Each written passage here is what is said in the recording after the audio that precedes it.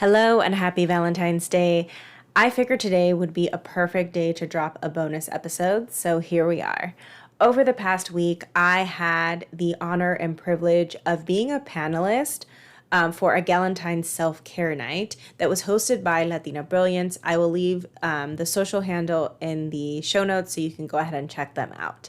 But during this event, I was reminded why it is that I do what I do. So if you didn't know, with my one-on-one clients, I help them come first in and out of the bedroom. And the reason for this is that when you are taken care of, everything else falls into place. And so I thought, because not all of you were at the event, that I would share the answers that I provided to the questions that were asked. Because I think these answers are so important for you to take into consideration. The vast majority of you are trying to solve your sex problems by buying lingerie, by going on a date night, going on vacation, watching porn, buying toys, and like all those things are fine and dandy. I'm not saying don't do them, and I actually encourage you to do those things. But they're not going to solve for your libido. They're not going to solve for your sex problems because that is not the problem. The lack of those things is not the problem. The problem is that you don't have the energy to have sex, and then sex becomes a struggle because your man wants to have sex and you're too fucking tired, and then it turns into an argument, and now you're arguing all the time about something that should be really amazing, right? So I want to share my answers to these questions so that you can start recognizing what it is that you're doing, how you're contributing to this problem, and it continuing on in your life. And I also want to let you know that I do have room for one-on-one clients right now. So if you're like, yeah, I don't have the energy to have sex, let's talk. Book a sales call so we can get started, so that you can come first, both in and out of the bedroom. Okay, so the first question is, many Latinas struggle with a dichotomy between traditional modesty, body movement, and modern self-expression. How do you guide them through this? So here's the thing, is that society is constantly bombarding us with messages about our body, what it should look like, what it shouldn't look like, what it should be doing, what it shouldn't be doing, what we should be doing with our bodies, what we shouldn't be doing with our bodies, what all of that means about us, in addition to all of the messages that we already received growing up that are hanging around in the back of our heads. Those messages are going to be there. And it can be kind of confusing because those thoughts show up in our brain and oftentimes in our voice. So we're like, oh, do I really think that? Like, ooh, okay, right? So the example that I provided at the event was, if I directly asked you, hey, do you think a person's worth is determined by their body size? You would probably say no. But a lot of times when you look in the mirror and you don't like what you see, you make that mean that there's something wrong with you, meaning that your worth is dependent on what your body looks like. And this is because of the messages that we receive, right? And it's very in the background, right? It's not always very obvious. And so what I do with my clients, and this is what you and I will be doing in one-on-one coaching, is deciphering what thoughts are yours and what thoughts were given to you, right, by society. What thoughts came from mom and dad, from abuelo, abuela? What thoughts came from work, from patriarchy, from colonization, right? Whose thoughts are these? So there's a shit ton of thoughts that are happening in your brain.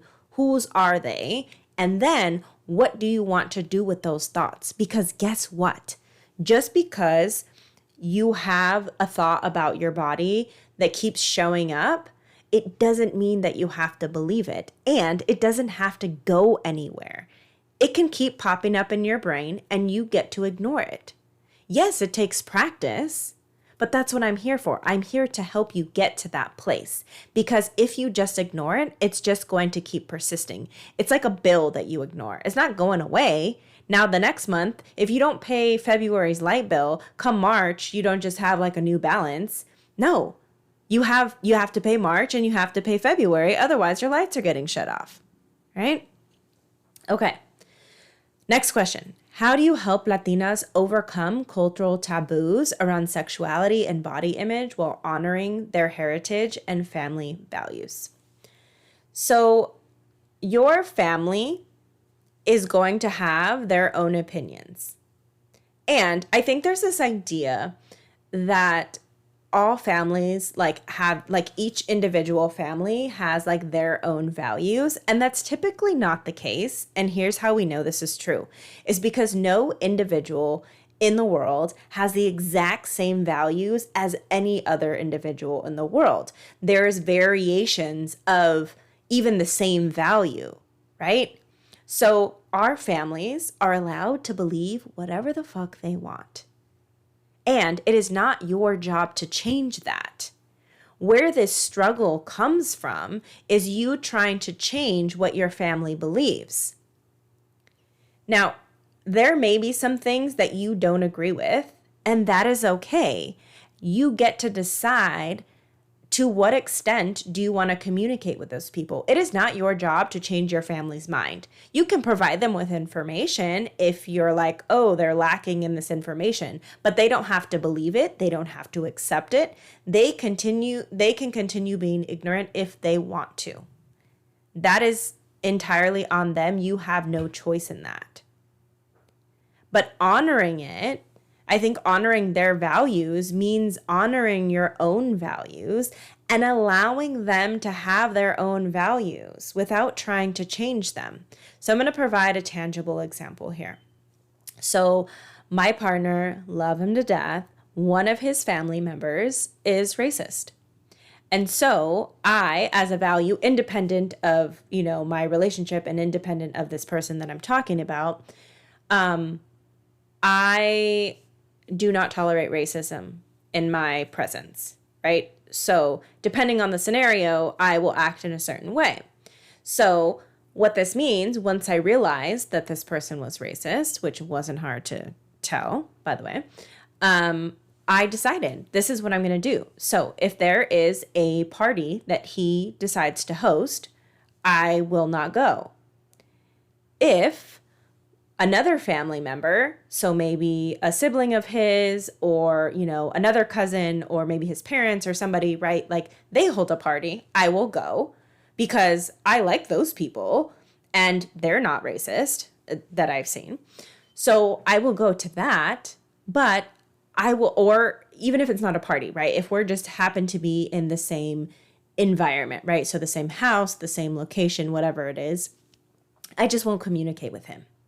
And that's fine, right? If we happen to be at the same table, let's say we're at a party and there's like a big table, right? And we happen to be at the same table and I'm not talking to him, but he might be talking to somebody else and he might start saying racist remarks.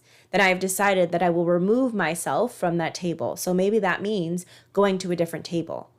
Maybe that means if it's feasible, maybe that means I'll leave altogether, kind of depending on like, where are we? What time is it? Who drove, right? Like all of those things, right? So essentially I will remove myself from the situation. Where exactly I will go will kind of be dependent on the location and the time and, travel and all of those things. But that is what I do. It is not my responsibility to change his values, right? It is not my responsibility to make him not racist. He's going to believe whatever he wants to believe, and that is not my problem, right? I can say something if I want to, but it is not my responsibility to change him. It is also not his responsibility to change my values. And what is my responsibility is my values and honoring those. And so in the same way with your own family members, I know that this is like not necessarily my family, right? But an extension of it. In the same way for you, when your family does not have the same values, that doesn't mean that you are not honoring them. That doesn't mean that it's a form of disrespect, right? Honoring their values is just allowing them to be who the fuck they are, because they're going to do that anyway. Let them be who they are, even if you disagree. And I want to be clear that that doesn't mean that you have to, what is the word? That you have to agree with them. It doesn't mean that you have to tolerate it, right? In the same way with this like racism, right? If it were my brother, for example, I wouldn't have to tolerate that either. It doesn't matter what the relationship is. I get to decide what I want to do. So I want you to put the responsibility on yourself and like, what are my values and what do I want to do? And ask yourself, what is stopping me from letting these people be who they are? And I'm going to give you a hint. This is what I tell my one-on-one clients all the time. It's because you're making it mean something about you. Typically, it's something to the effect of, if they hold those values, then people are going to think a certain way about me, and I don't like how that feels. That's typically what it is. I'm not saying that that's what it is for you, but it might be.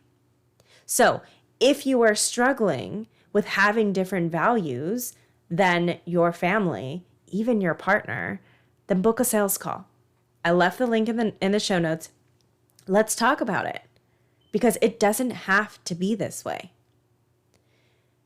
The next question is, how do you help Latinas balance their multiple roles as mothers, daughters, professionals while prioritizing self-care?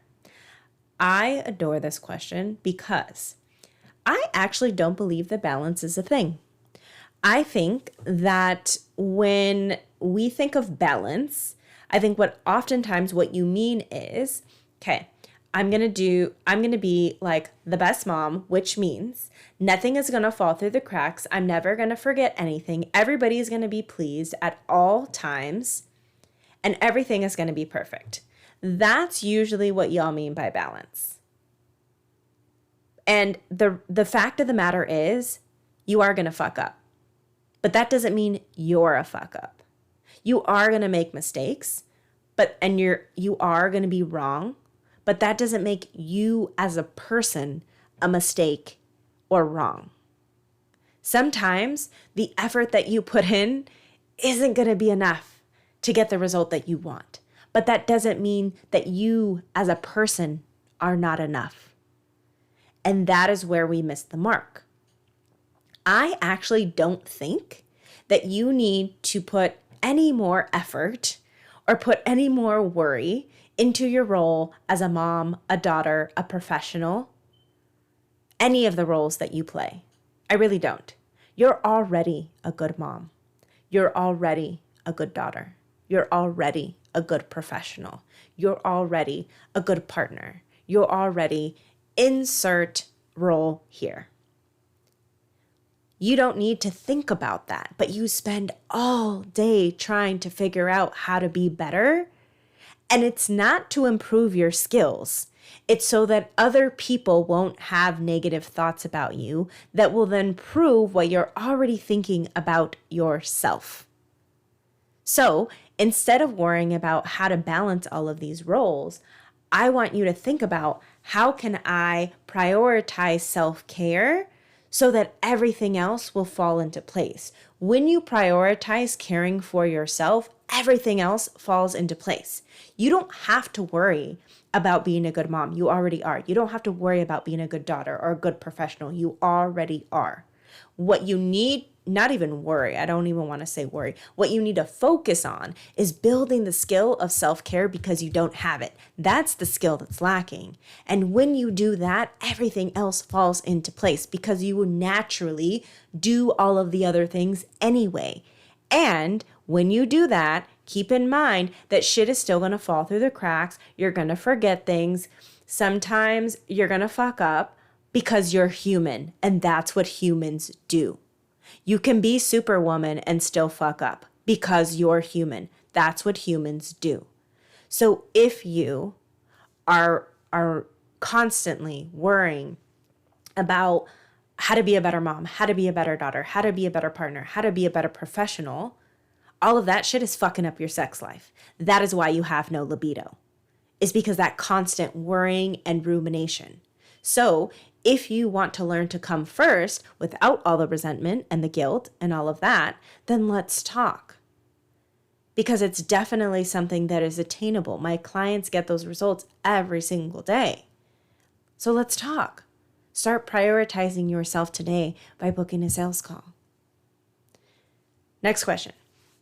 What role does community, particularly female friendships, play in building self-confidence? And how can we encourage or prioritize that in our own lives? So first and foremost, I want to address the second part of the question. How can we encourage or prioritize that in our own lives? So that comes with prioritizing self-care. You having time with people that are not your children, not your husband, not your family, like not the people that you are like, we could say responsible for. People, I was going to say people you want to be around, but that sounds mean. But you know what I mean, right? Like in addition to, right? That is prioritizing yourself. And so that, refer back to my answer to the last question. But in terms of what role does community, particularly female friendships, play in building self-confidence? Instead of talking about building self-confidence, what I actually spoke about in this question is finding quality friendships. The people that you surround yourself with need to be people that are going to call you out on your shit. And not from a place of being rude and dismissive and trying to one-up you. No, but because you're like, you said you were going to start a business in 2024. Well, now it's February 2025. Girl, what the fuck? What happened? What's up? What's going on, right? They're going to push you to be your best. And not from a place of hustle either, but of recognizing your capacity, your potential, right? Quality friendships are going to call you on your shit. They're going to be honest with you. And sometimes it may sting a little because the truth does hurt from time to time.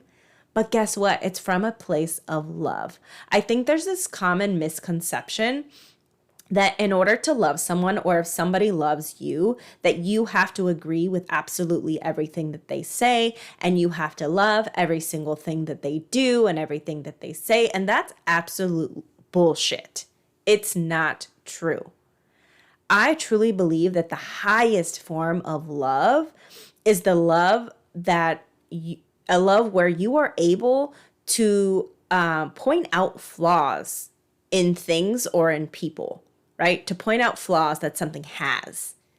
That, and have an open and honest conversation about that. I'm going to share some examples. I actually didn't share these examples for time purposes in the panel, but now that y'all are here and I got all the time in the world. So a common example with this is with the United States, for example, or like country, like patriotism, right? So it's like, oh, if I say, you know what, I actually don't agree with how immigrants are treated in the US, then people are like, oh, well, just leave this country, go somewhere else then, right? Or if I say, actually, like, I think women could probably be treated a little bit better in the States, they're like, oh, well, then go to one of those other countries where they're like killing women all the time, or, whatever, right? As if we don't kill women in the States, but neither here nor there. So there's this idea that just because I disagree with what the United States is doing, that I don't care about the United States. And I see the same happening in Latino households as well, right? It's like, if I disagree with my mom, for example, then, then it's like, oh, this doesn't happen with my mom. But as an example, right? Like, oh, I disagree with my mom. Oh, that's seen as como una falta de respeto, right? But like, no, I just don't agree with you. And I see this happening time and time again. I have this in other relationships in my life, but to preserve the privacy of the relationship, I'll just use my mom, because my mom knows it's not about her. But Anyways, back to what I was saying is that there's this idea that we have to love everything about somebody, but that's not true.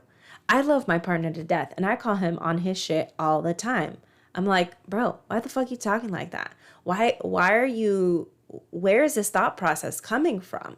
Right? And it's not because I'm like, oh, it is like some shit. I'll be honest. Some of the shit that he says does embarrass me. I'm like, damn, like I'm really hanging out with somebody that thinks like that. But at the same time, I want him to grow as a person. And so I'm telling him and pointing out to him like, hey, like, do you see how this could, come off? Do you see how this could be harmful? Right? And it's because I love him. If I didn't care, I would just remove myself from the situation. I wouldn't give two shits. Right? But because I love him enough to say something. And so in that same way, your friends, going back to the question, because I feel like I went on a tangent here, but going back to the question is that you need to find friendships that are going to be willing to call you on your shit. And at the end of the day, they're going to remind you who the fuck you are. And if you don't have that community right now, if you don't have friendships like that, and you're finding that a lot of your friendships are catty, or you're being taken advantage of, or you're just lonely as fuck, then let's talk. I have a community that's already built, so come and join. You're more than welcome. La Sinvergüenza Symposium is also open for enrollment. But I'm also taking one-on-one coaching clients. Like, let's build a one-on-one friendship. Like, if you don't have a friend, girl, I got you. Let's talk, right? And I know that sounds weird because, like, you're paying me for my services. So I've had some people say, like, well, it feels like I'm paying you to be my friend. You can ask any one of my clients. Like, they are also my friends. Like, one of my friends she's my client and my friend, I will say. She was my client first, actually. And I message her all the time, like, girl, let's go here, let's go there, like, let's go to these events. Like, sometimes I force her to go because I want her to network because she has a business, right? If you're listening, what's up, girl? I'm not gonna say your name, but you know who you are. So yeah, like, some of my most favorite people in the world are my clients. And so, like, yes, there is an exchange of, like, energy and money and all of that. But, like, sometimes I pay my friends for shit too. Like, my friends that are out in the world, right? Like, doing other shit. So, like, let's be friends. Anyways, and also, like, let's talk about this. Let's talk about building a community and helping you to prioritize yourself. The next question is, when the days are heavy or long, what is a small thing, 5 minutes, to help us refocus or just pour into ourselves? So here's the thing. This is what I offered. I did not offer an activity because I could have shared things that I enjoy doing. So I will share those now. But, like, actually, you know what? I'm not going to. I didn't share for a reason at the panel, and I'm not going to share now. I'm not going to share an activity because I don't think that that's helpful. Because what's going to happen is, if I told you, let's use a stereotypical example of, like, I don't know, I'm trying to think of something that's 5 minutes. Like a stereotypical self-care example, right? If I would have given you one, then you're going to try that anytime the days are long and hard. And when it doesn't work, you're going to think that something is wrong with you. Or that thing just doesn't work, and then this is just how it has to be. But that is not true. What I want you to do instead, the reason why it doesn't always work is because you don't always need the same thing. Sometimes you're going to need a walk. Sometimes you're going to need some time to yourself. Sometimes you're going to need some time with family or friends. Sometimes you're going to need a book, right? Like, whatever. Sometimes you're going to need a snack, right? There are so many things. These are just, like, examples. But even though I said I wasn't going to give examples, but this has a purpose, I promise, is that we need different things at different times.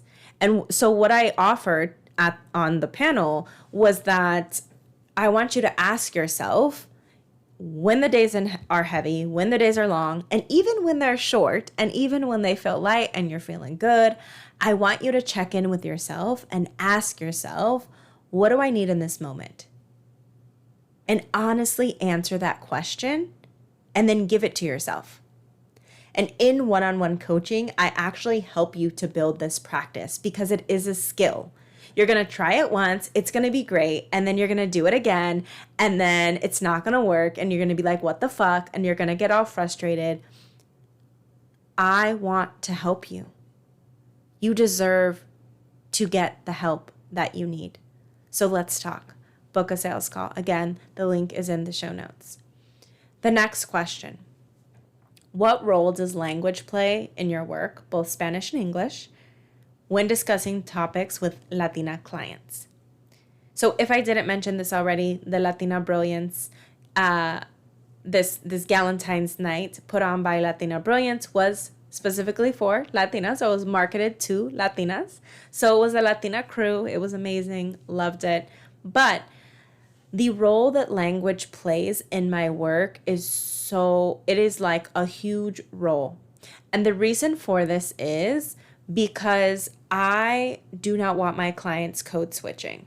Now, I can't necessarily tell if you're code switching, depending on how long I've known you, right? Like if I've known you for like 6 months, I'm a know when you're code switching. But if I haven't known you, then, I may not know.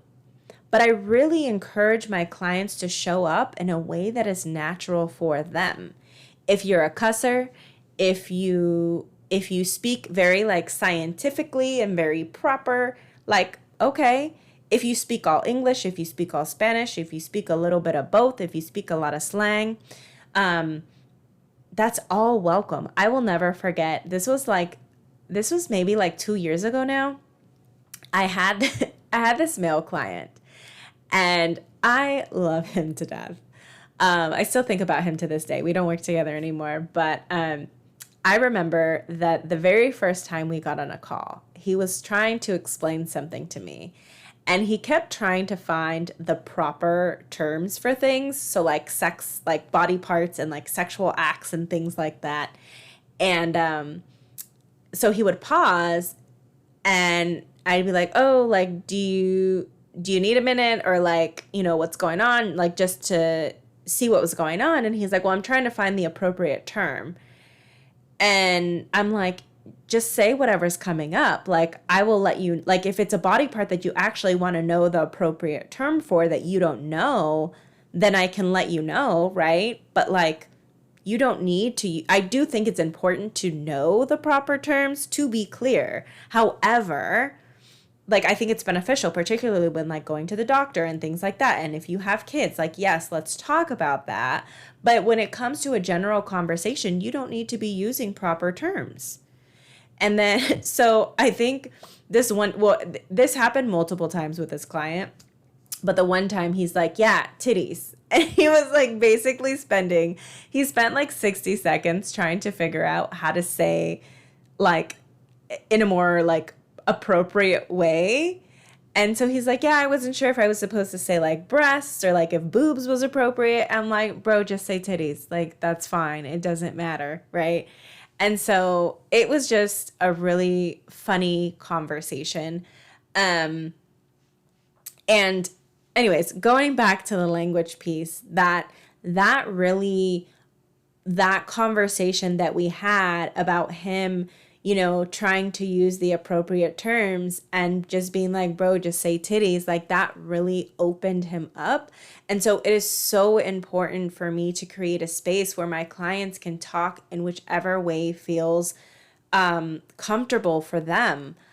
Again, I have clients that speak super scientific and super, intelligent. I don't even want to use intelligent, but like use like what my partner would call like smart words, right? So like use like longer words or whatever. And then I have people that talk super casual. And then I have people that talk super like even more laid back, right? And use a lot of slang. I have clients that use Spanglish. I have clients that speak more Spanish than English. I have clients that speak what I call like churchy. So it's like a lot of amens and praise be and like, all of that. And like, that's not my thing, but I leave space for that.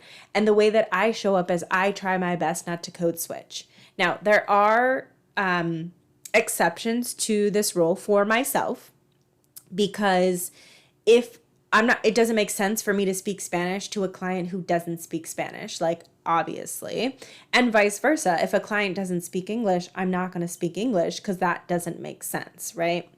But I use a lot of slang. I use a lot of analogies. I talk in dichos a lot. I cuss a lot. And that is another exception. If I have clients that are uncomfortable with cussing, I will not cuss. I have, what else do I talk with my hands a lot, but I feel like that's less language and more just me moving my hands around. But that's how I show up. And again, there are exceptions to that depending on the client, but I try my best not to code switch in my business because language is super important to me. Another thing that we do is, if a client doesn't like a certain word or a certain word feels bad in their body, I will allow them to change the word for themselves. And we will use that word moving forward. So for example, for myself, I don't like the word relax. It activates my nervous system. It just, I hate it. I hate it. So I don't use it. So instead, I use the word melt. And so I will explain that to my clients when I'm using that word so that we're on the same page, right? So there is a mutual understanding. We're not just like making up words and then like that's it, right?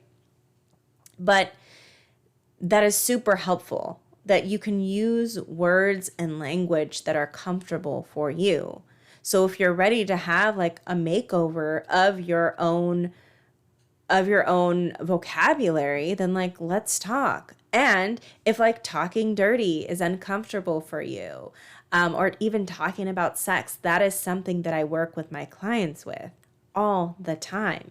So like, let's talk about it. Book a sales call, get one of the one-on-one spots that are available, and let's talk about it. Okay, last question. What is the most common barrier to self-acceptance you observe in working in your work, and how do you help people overcome it? So I think the most common barrier to self-acceptance is not acknowledging who you are. So a vast majority of you are forcing yourself to be someone you're not. And a lot of times it is because of your family's values. So going back to that second question, but a lot of you are trying to be people you are not. You're trying to be like, oh, well, I think I'm supposed to be like super, sexy and do all these positions and blah, blah, blah, blah, blah, when you're like super vanilla. If you would just allow yourself to be vanilla, you could be the fucking best vanilla bitch out there. But you don't want to be. You're forcing yourself to be something that you're not, and then wondering why there's a part of you that doesn't accept it. It's because your inner self knows, there's a part of you that knows, no, this is not who we are. Why are you trying to be that? And why are you trying to shut down who we are? Your inner niña is like screaming at you. So the way that I help my clients overcome this is first by acknowledging and building the confidence and the skill to say that shit out loud, because it can be scary. And from there, helping you to actually accept that independent of what anyone else thinks, because people are going to have thoughts and feelings about it, and that's okay. They're allowed to. You can let them think whatever the fuck they want because it does not fucking matter. So, if that is you, let's talk. Again, there's a link in the show notes for the sales call. Let's talk. I hope this bonus episode was helpful. I hope you took something out of it. Definitely reach out and let me know what your thoughts are about this and what you're struggling with. I'm always available via DM on Instagram at Sex and Spanglish. You can send me an email. And if you're ready to take one of those one-on-one coaching spots, book a sales call. You've got nothing to lose. Again, I am not going to be mad at you if we have a sales call and you're like, oh, actually, this is not the right time. This is not for me. That is okay. I would rather you book the sales call and know for certain that now is not a good time, or I'm just not the coach for you, and you can go on your merry way. But I want you to have that decision made, because indecision is the kryptonite to orgasm. And it's just more stress that you don't need. So if you're ready to come first in and out of the bedroom, book a sales call, and I will see you on your sales call.